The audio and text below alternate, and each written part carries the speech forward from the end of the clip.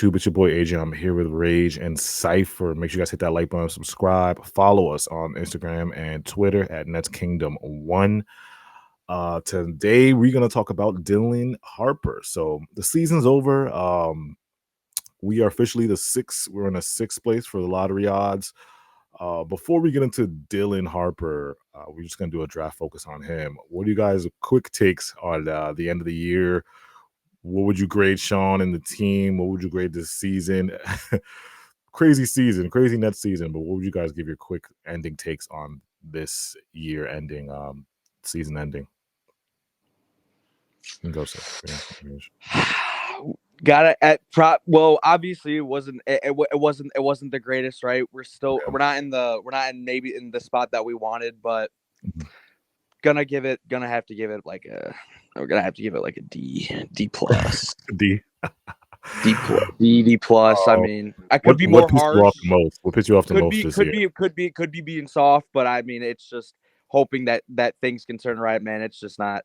It's not what we want. It's not what we wanted, as especially going into the season. We were hoping for bottom four odds, not winning meaningless games, but yeah. Go ahead, Saif. So I mean, from a process standpoint, yeah, I'd agree with Rage, like D or F. They made a ton. Look, they gave up all those Suns picks, those valuable Suns picks, to get their own picks back, and they decided not to optimize the tank. And look, I know what the anti-tankers are going to say. Oh, it's not Sean's fault. Jordy was too good of a coach. No, 10 games on purpose. Rest players like the Jazz did. They refused to do that. They didn't set players. They didn't play bad lineups on purpose. No, they did it for some of the season, but they did not do it the whole season, and that made you win games.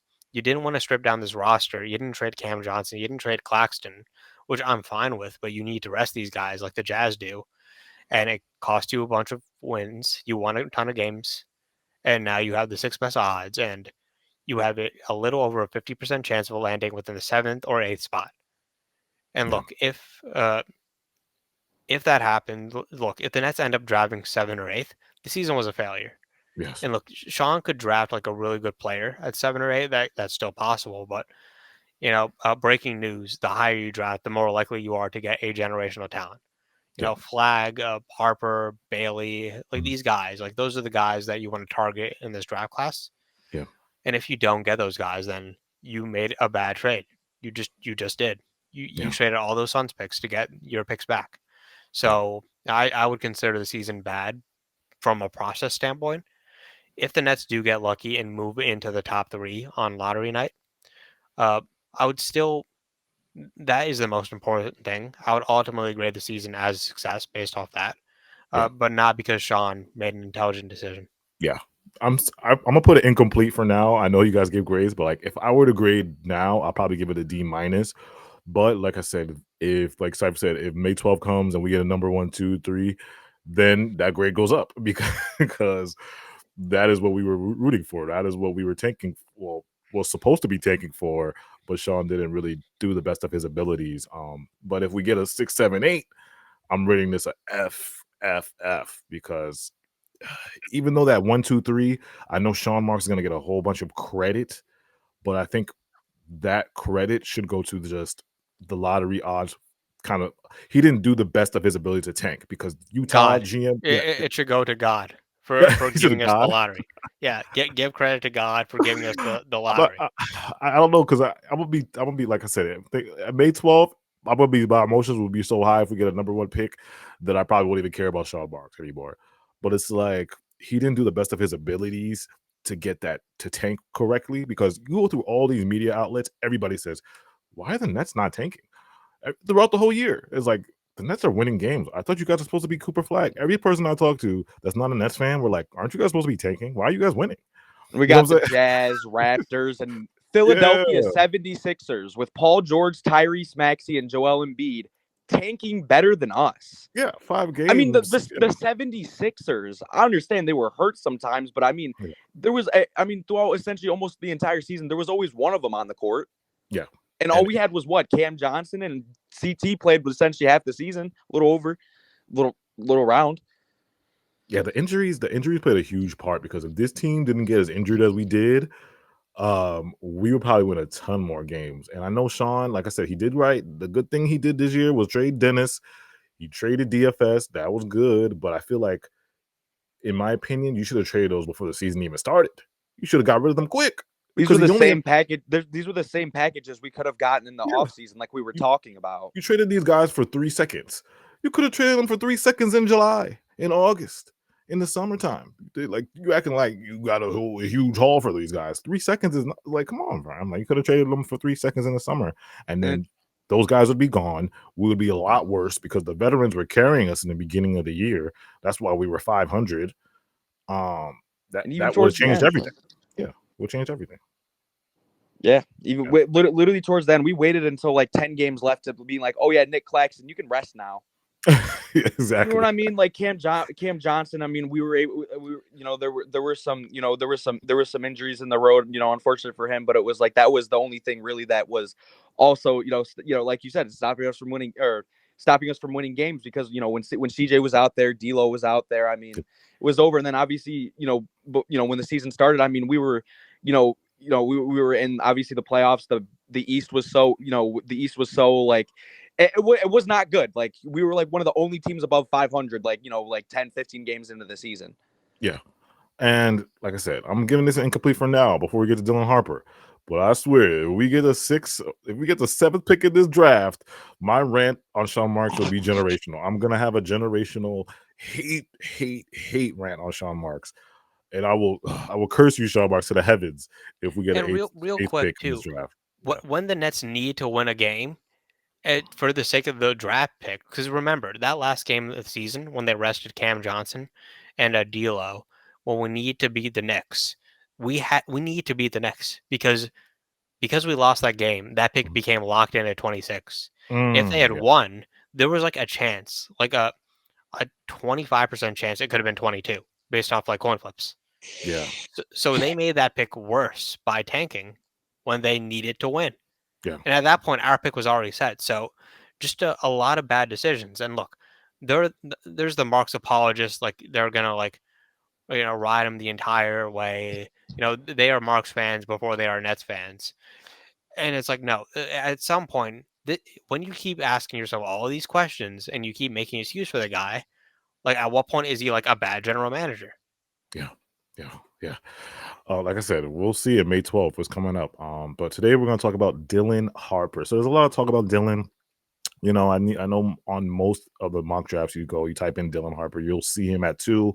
Some people I've talked to hold him maybe at 3, 2, 3. He's in that between area, but he's clearly one of the better prospects in the draft, maybe a top 2 prospect. Dylan Harper, 6'6". I'm reading off a DraftNet right now. NBA comparisons to Cade Cunningham and Jalen Brunson. Harper is a 6'6", 210 point guard with good length, prototypical big guard frame and strength, as well as smooth athletic ability on the perimeter. Displays high-quality body control of footwork.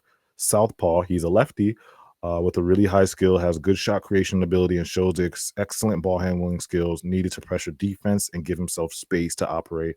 Makes good use of his head fakes and misdirection moves with looking to attack the defense, which allows him to draw fouls at a solid rate, nearly 6 free throws attempts on 75%. Handles pass, scores with both hands comfortably, leaves defenders at his mercy with ability to score at the ball at 3 levels. So Dylan this year, man, and we've all watched Rutgers this year, man. The team was just disgustingly bad. They didn't have any talent around him, but Dylan was just stood out like a bright, shining light. Going into this draft, I think if the Nets grab that number 2 pick, do you guys have any question? Do you think there's a question? Dylan, there's no question, right? No question? No, there's not. Who you draft, or there's no There's not. Right. Let's know the comments too. Unless Cooper Flagg somehow slips to number 2, Dylan Harper is the 2nd pick. Okay. Because I know if the Nets get the number 3 pick, there's going to be a whole bunch of, and I'll probably let people in, there's going to be a whole bunch of debates at number 3. Who do we get? Who's number 3? VJ, Ace, Fears, all these guys, number 3. There's going to be a whole bunch of questions at 3. But number 2, I just want to get out the way, is just Dylan. It's Dylan.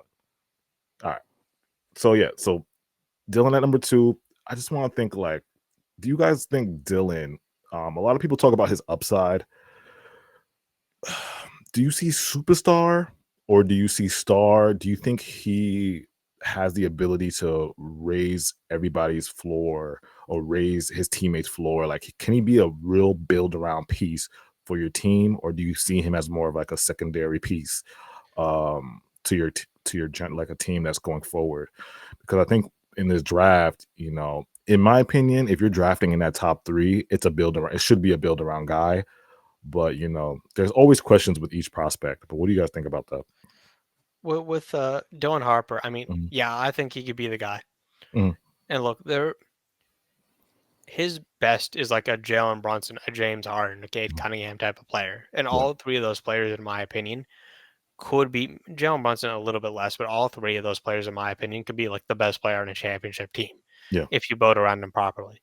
yeah, And look, Harper, if his metrics are correct at 6'6", yeah, 210, even if he's a little shorter, like at 6'5", mhm, like he has like all the skills. Like he has the strength, the ability to get downhill. mhm, He's got the passing vision. The pick and roll passing is like a little questionable, but yeah, at the same time, his center was Lathan Somerville. yeah, So, exactly. you can't really blame him for that. But no, he's got the passing vision. He's got the on-ball pull-up creation. Yeah, 3-point percentage, some people criticize like his shot mechanic. yeah. Uh, but I think the mechanic is fine. 33% from three They for say the he has a season. low release. That's why his release is not high. You know how Ace has a high release? They say Yeah. basketball formulas, you have to have a high release. His release is like really low. That's Well, what they say. That's what they say. The basketball experts say about his well, release. Yeah. yeah, I Mhm. understand that, but at the same time, like Halliburton has a low Yeah, release. exactly. Like Stephen Curry and KD, like their forms, like they start low, even though their release is high. Like they start low and then they move up high. And I know a lot of like coaches say like that's not a good idea, but Mhm. the best two of the best shooters ever like do it that way. So I don't know. I think the mechanic is like fine. Like you can workshop it a little bit, Yeah, but no, like his percentage, like 33% in college with his on-ball creation, yeah, like, that is perfectly respectable. yeah. So I'm not worried about the jump shot. Free throw shooting, like 75% is like around average. Mhm. One of the benefits, again, because he's such a strong, bulky guard, Yeah, he is able to get to the rim, draw contact a ton. So like he is, an excellent downhill creator, yeah. and he's left-handed, and that's an advantage in the It NBA. is. It is. And what I love about Dylan is he could use both hands at the rim. Like he's such a great finisher. And then he has like 6 counters in his bag, bro. Like the counter moves he has once somebody because that's my issue too, because he doesn't really use he doesn't have a great explosion first step. Like his explosion, that's was one of his weaknesses that we're gonna talk about. His explosion is not really that good, but he just so good at creating angles and advantages. Like once he gets you on his hip, he just creates that slick. He has like a slick move. He's crafty. You know what I'm saying? He's crafty. And then if you cut him off, he has a quick counter behind the back, or a quick counter spin, or a quick counter. Like he has so many different type of counters. So it's not really the lack of explosion that he does have to get him downhill, because he rather go downhill than shoot. I think, in my opinion, like he'll shoot the open three. Don't get me wrong, and he can shoot, but I think he's more of like a inside out type of guy. He's not really an outside in type of guy. Like he works from getting in, drawing contact, going to the free throw line, kind of like a SGA Cade, getting it to the foul line, getting going first, and then he'll go outside and shoot more, middies or outside range shots. You know what I'm saying? Yeah, which is perfectly fine because Yeah. that is the trend in the NBA now. Like you Mhm. just said it, like SGA, Cade, Yeah. Brunson too, Ja Morant. Like you're starting to like see guards going into the paint and just Yeah. creating stuff on their own. Like that's the trend, and having that like is a huge advantage. Having a tall ball handler Mhm. is like the norm in the NBA if you want to be successful. Yeah. And then with his shooting, I think when I watch Dylan, I think, would you say he's more comfortable catch and shoot or off the dribble shoot? I think I know there's probably metrics on Draft Casual, but like I think when I watch him, I think he's more comfortable just catch and shoot more than off the dribble. He can do both, but I think what he needs to improve on is a little bit of the off the ball shooting and just making it a little bit more efficient. The 3-point shooting being efficient in general, but I think in the NBA, it's like they're gonna see it. Can Dylan be an off ball guy too? And we want him to have the ball in his hands because he's great. He has a point guard. His handle's good, and he can play make at a high level. But it's like when it gets down to it, if you are getting defended at full court and you just don't have it that night, can we run you off ball with a combo guard? Can you come off screens and hit movement shots? Can you do that too? Because some of these other guys in the league can do that. Like you can see Cade and guys coming off screens too, and they can hit shots off screens, play off ball. I think that's where we get into Dylan's weaknesses, like where he can improve. Off ball shooting, off the dribble shooting, off ball, and just being more efficient, and I think that's just with time. Like I said, his flaws are not that serious where it's like everybody in this draft has questions, but I think why Cooper and Dylan are the top two and they don't really have any questions because their flaws are really, really small and limited. It's not flaws that like are just so gigantic bust potential. It's just flaws that are like, okay, with time and teaching, these guys are going to be great if they succeed. You know what I'm saying? And at their floor, it's going to be really, really safe. It's a really, really safe floor. But yeah, going forward with Dylan, man, I just think it would be so good for the Nets to have a hometown guy and a guy that's just, Jersey bred, and just for the culture. Like we just need a hometown guy. We need a guy we can build around from here too. Like it would just be so good. And I know we were talking about the draft lottery. If the lottery was rigged, I think, all right, in the situation the lottery would be rigged, they would give us Dylan and in my opinion, the Wizards would get Cooper Flagg because that would just make the most sense. Cooper Flagg, Wizards, DC, going to the East. You can market him red, white, and blue flag. It's just so fitting. And then Dylan Harper, the hometown kid. Brooklyn needs a star. He's the build the franchise guy. Put him on billboards. He's from Jersey. If the lottery was just so perfect and the lottery was rigged like everybody says it is, and they're really after the money market and name and the storylines, like I think that would probably be the perfect And it's draft. like as crazy as it is, as much sense as it makes, it's easy to kind of put under the radar because it's like, we'd be picking number 2. We're still like, we're not like insanely low. We're at 7. We can shoot up, and we're not necessarily shooting up to number 1. And the Wizards were the worst team in the league this year, if I'm not mistaken. So yeah, exactly. So I think that that would be like if I happened, then I'll be like, I would definitely look at the Adam Silver with a side eye, but I'll be happy. I won't lie. I'll be happy. I know other teams wouldn't be happy, but I'll be happy. But yeah, let us know in the comments. Dylan Harper, man, number 2. How do you guys feel about Dylan Harper? We're gonna do a whole bunch of draft content coming up. We're gonna break down a whole bunch of the prospects. Let us know in the comments who we should break down next. We got Yegor Demon, we got Rasheer Fleming, a whole bunch of guys that if the Nets don't get a top 3 pick, we have to pivot, and we'll let you guys know and put you guys. Hopefully, the mock draft. We'll do a mock draft too, so it'll be a bigger scope of things. But for now, we'll just do prospect focused content, and we'll let you guys, put in the comments who you guys want to see. Follow us on Twitter, Instagram, Nets Kingdom, AJ, Nets Rage, Nets Cipher, Instagram, Nets Kingdom 1, netskingdom.net for the articles. Appreciate you guys so much. We'll be back.